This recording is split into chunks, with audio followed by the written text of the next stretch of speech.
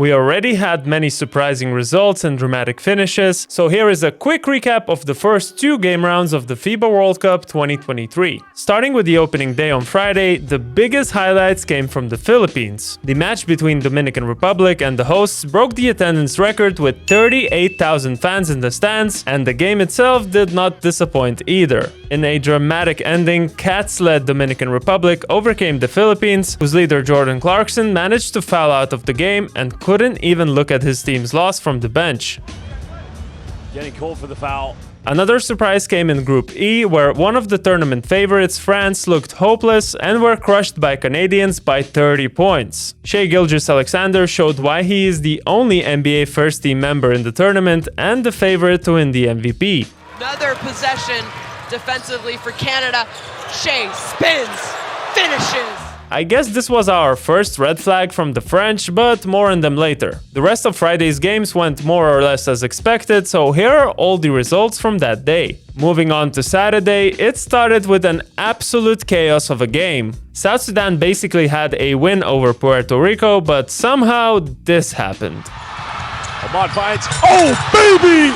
3 off. Jones goes for the 3, get it! Fades away, Hail Mary doesn't get it. We are going into overtime. Coach Foss, no, they called a foul. Big free throw. Doesn't get it. Missed them both. Thank you for joining us at the end of this one. Puerto Rico win 101-96. Also, the first game for Slovenia showed why they'll need all the Luka magic, since Doncic had to score 37 points to beat Venezuela. And of course, he was doing it in style, dishing out crazy no-look assists.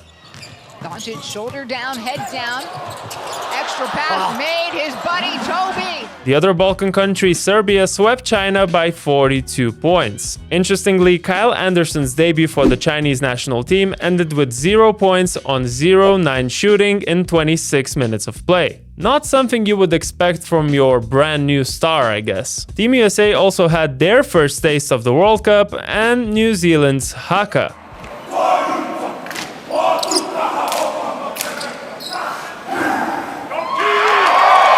After struggling in the first quarter, it wasn't long before they figured it out and won by 27 points. Anthony Edwards blamed what happened in the first on some lotion. What's different about the ball?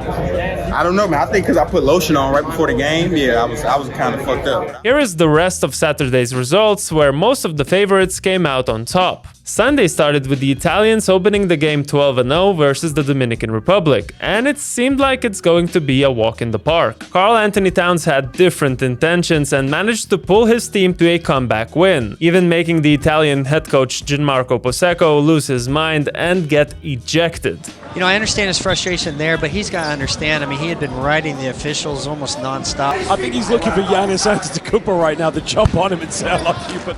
While you could have expected Australia-Germany to be the game deciding the winner of Group E, the fact that Franz Wagner was out due to an ankle injury made the Aussies clear favorites. Boomers have FIBA Mills, but the Germans have FIBA Schroeder, who went off for 30 points, many of them coming in the clutch. The game ended with a controversial no call against Giddey, but I'll let you decide yourselves whether this was a foul or not.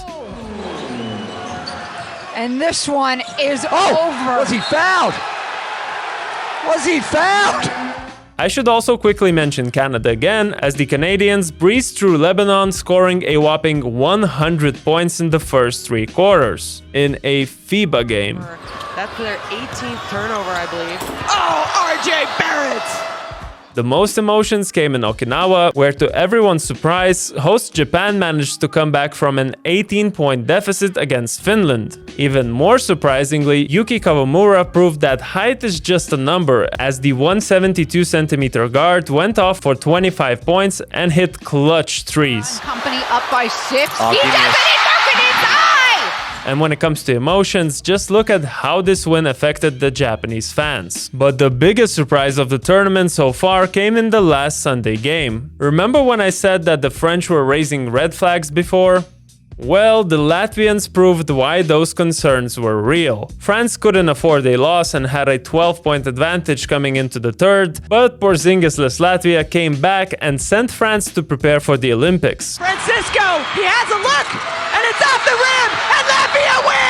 I bet the French Basketball Federation president Boris Diaw was already on the phone with Joel Embiid after this game. So yeah, Sunday provided probably the most unexpected results of the tournament so far. Now finally, the biggest highlights of Monday. Starting with the most heartwarming story, as the smallest country of the tournament, Cape Verde, managed to win their first ever game in World Cup's history. And congratulations, Coach Emmanuel Travada, Walter Tavash. Another heartfelt moment happened when Tornike Shingelia went down to the floor and his wife immediately started running towards him to make sure he's fine. And his wife here in the stands, racing to get close to him. If some people thought that Slovenia might struggle with Georgia, Luka made sure once again that those questions would be silenced. Another monster performance of 34 points secured a 21-point win and the spot as the tournament's top scorer so far. Doncic slips past him,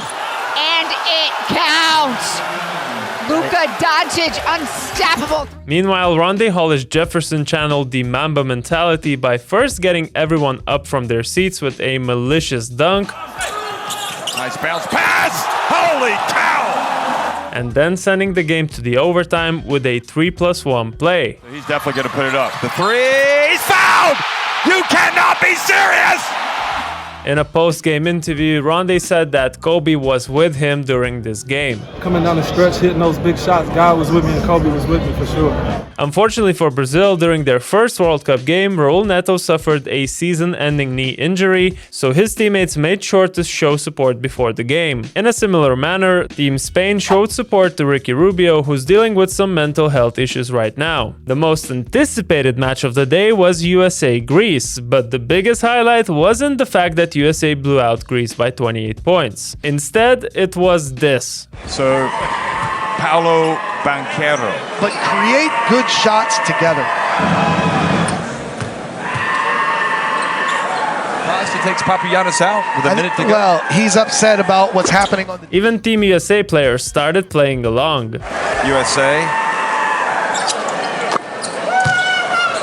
We asked Halliburton how he felt about these distractions, but he just laughed it off. Who creates a bigger distraction, Team USA bench or this guy who makes a goat noise? I'm going to go with the Team USA bench. I think you do a pretty good job over there. Monday was the final day of game round 2, and here are all the results. Wrapping it up, the World Cup is off to a great start and we have so much more coming our way. So make sure you are subscribed not to miss out on the third game round recap. See you then!